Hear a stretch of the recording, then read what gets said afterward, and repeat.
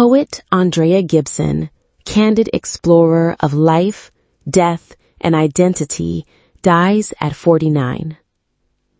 Andrea Gibson, a celebrated poet and performance artist who through their verse explored gender identity, politics, and their 4-year battle with terminal ovarian cancer, died Monday at age 49.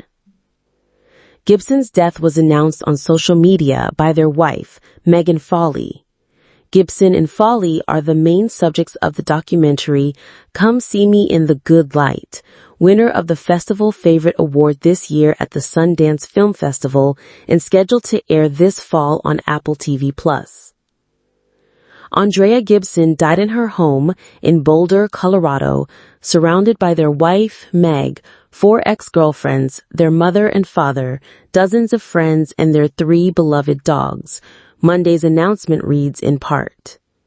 The film, exploring the couple's enduring love as Gibson battles cancer, is directed by Ryan White and includes an original song written by Gibson, Sara Bareilles, and Brandi Carlile.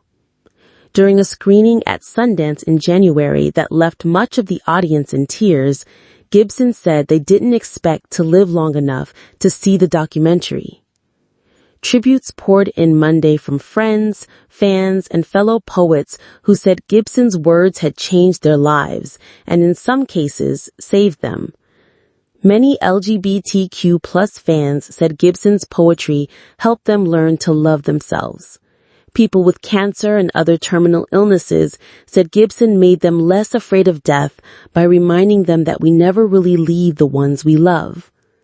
In a poem Gibson wrote shortly before they died, titled Love Letter from the Afterlife, they wrote, "Dying is the opposite of leaving. When I left my body, I did not go away. That portal of light was not a portal to elsewhere, but a portal to here. I am more here than I ever was before."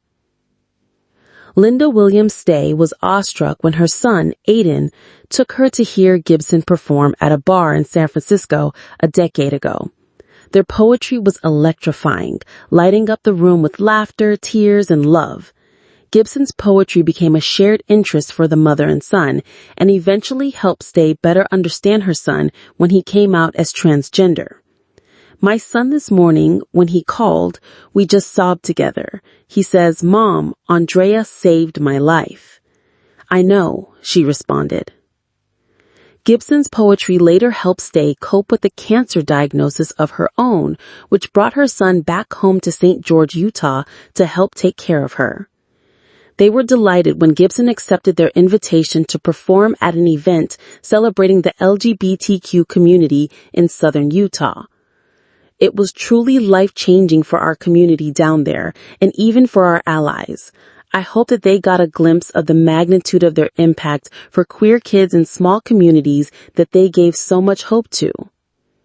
Gibson was born in Maine and moved to Colorado in the late 1990s, where they had served the past 2 years as the state's poet laureate.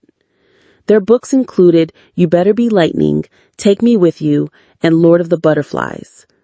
Colorado Governor Jared Polis said Monday that Gibson was truly one of a kind and had a unique ability to connect with the vast and diverse poetry lovers of Colorado. In a 2017 essay published in Out magazine, Gibson remembered coming out at age 20 while studying creative writing at St. Joseph's College of Maine, a Catholic school. Identifying as genderqueer, Gibson wrote that they didn't feel like a boy or a girl and cited a line of their poetry, "I am happiest on the road when I'm not here or there, but in between." Comedian Tig Notaro, an executive producer on the documentary and Gibson's friend of 25 years, shared on Instagram how the two came up together as performers in Colorado. Hearing Gibson perform for the first time was like witnessing the pure essence of an old-school, genuine rock star, and their words have guided Notaro through life ever since, she said.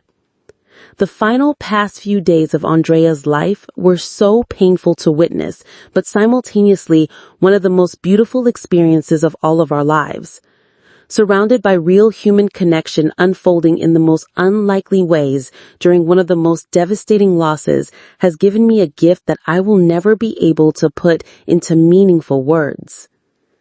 Gibson's illness inspired many poems about mortality, depression, life, and what happens next.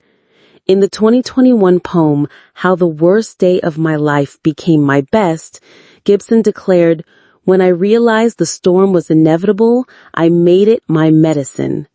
2 years later, they wondered, will the afterlife be harder if I remember the people I love or forget them?